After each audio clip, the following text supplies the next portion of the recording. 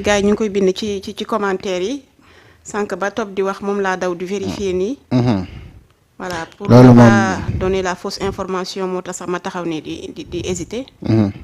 mais apparemment dafa mel ni gars yi ñu ngi koy bind daal ci commentaire yi. waaw mu ngi nii kay nee na face aux enquêteurs face au juge il a contesté. Il a contesté l'ensemble des accusations portées contre lui. Donc ki ko jël nag nee na selon un agent de la RTS foofu la jëlee information. De toute façon on va continuer à creuser. De toute façon agent yaa ngi ñoom ils sont venus nombreux. Soutenir ko donc il a été testé. Négatif. donc la benn signe la buy wàññi ne mën na bañ ñàkk bokk ci réseau bi. beneen bi c'est à partir des messages yu selon les informations yi nit ñi amoon à part perquisition bi ak li amoon yëpp après on reviendra là-dessus maa ngi envoyé message suñu reporter yi nekk sur place pour laaj leen ana lan moo xew dëgg-dëgg foofu léegi loolu moom dinañ ci ñëw yàkkamtiwul dara les autres également ñu xool ñoom it fan la ñuy mujjee mais Samba.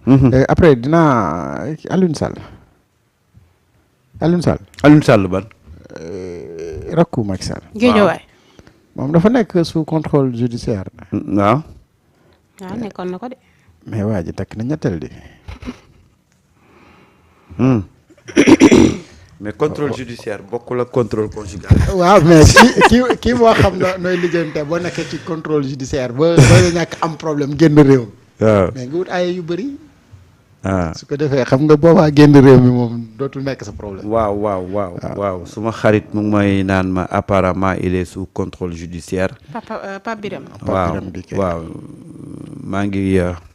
On va continuer à suivre ça. On est en train de J'en profite pour remercier pour nuyu suma xarit suma rakk suma lépp Awa Diop Ndiaye de Walf mu ngi nuyu. macha allah mu ngi suivre en même temps.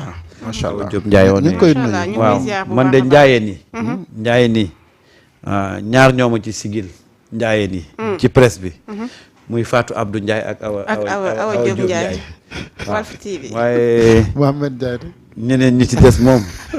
bu doon ñoom la rek Ndiaye ni moom danañ leen yàgg kaay waaye tant que Awa Diop Ndiaye ak Fatou Abdou Ndiaye ñu ngi ci presse bi. dafa mel ne xibaar bi wàcc na aussi. Diop bee ko ci may doole tamit. Ndiaye yëpp de Ndiaye la rek booy moo tax damaa kontaan ci ñaar ñooñu di leen ñaanal Fatou Abdou Ndiaye ak Awa Diop Ndiaye. alors xibaar bi nga jot xibaar bi wàcc na voilà xibaar bi wàcc na muy direct tribunal de Guédiawaye Pape Birame Bigué Ndiaye inculpé.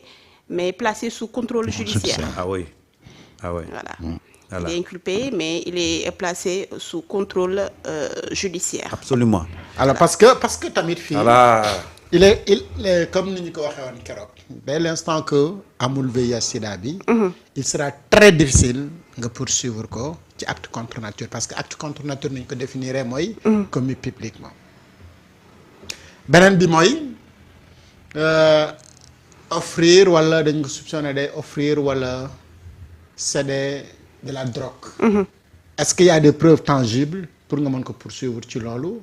maintenant li mënoon tax nga jàpp ne moom day def transmission volontaire du VIH/SIDA moom mooy moo nekk porteur du VIH. mais dès l'instant qu'il n'est pas porteur du VIH. da ngay xam ne am na 1000 chances ñàkk bokk. ci loolu ci eh bien bu ko neexee mën na nekk góor jigéen.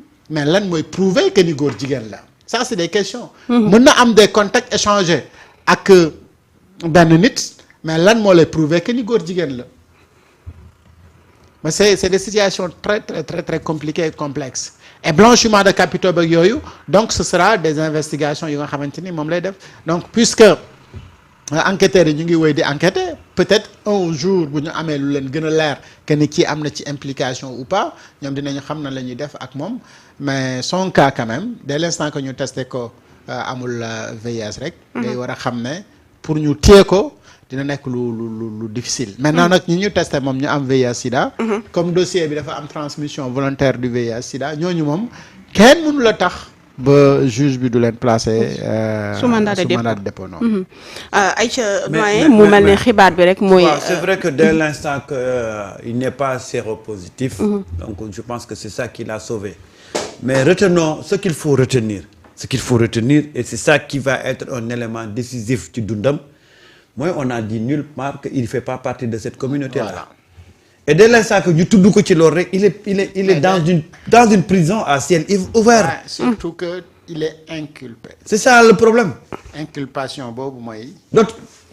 C'est-à-dire que dootul toogati télé di génn di c'est-à-dire que voilà un peu le problème gis nga moo tax jeunes yi dañu war a mesurer l'ampleur de lii nii parce que lii même bu ñu la tëjul da ngay tëj sa bopp fooy demati fooy génnati ah ñu tudd la ci yii rek dafa ñaaw ñu tudd la ci rek dafa ñaaw waxuma la nag ñu daan la inculpé la ak yooyu yëpp mais ñu bàyyi la sax moo gën a grave parce que bu ñu la bàyyee tu es devenu un prisonnier ambulant et tu seras dans une prison à ciel ouvert xam nga lii mooy tey njombe mbir mi danger affaire bi wala les gens doivent éviter ces milieux là parce que day yàq sa àdduna yàq sa alaxira te da ngay xool lépp lu àdduna taxoon nga koy wut bés boo ci feeñee rek sa loolu yëpp yàqu na imaginer ni ñu jàpp xaw ma kañ na ñuy génn mais bu ñu génnee lan mooy nekkati seen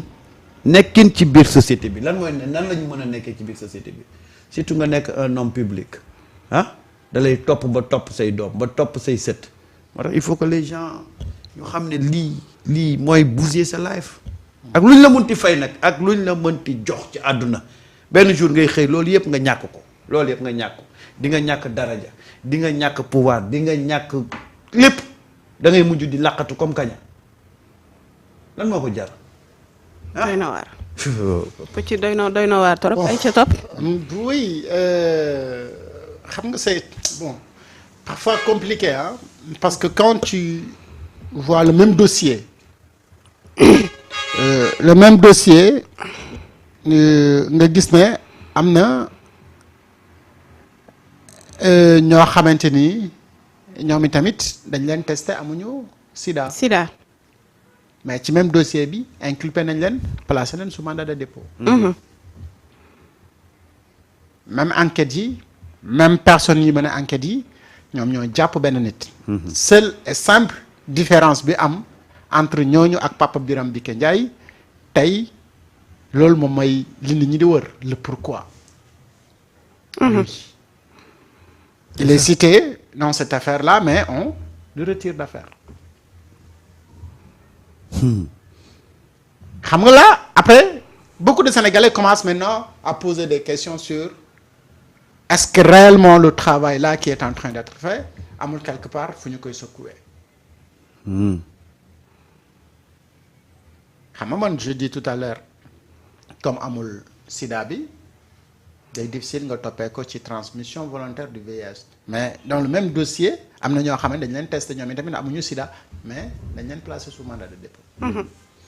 lan mooy seen degré d'implication yooyu juge bi yor dossier bi moom moo gën a xam mais puisque c'est la personne de Papa Biram Mbické kan mooy Papa Biram Mbické c'est un éminent journaliste de la RTS affecté au Palais de la République foofu lay liggéey moom topp nañ ko ci mbir yi ak li muy graw ak li Sénégalais yi wax yépp bàyyi nañ ko mu ñibbi attention.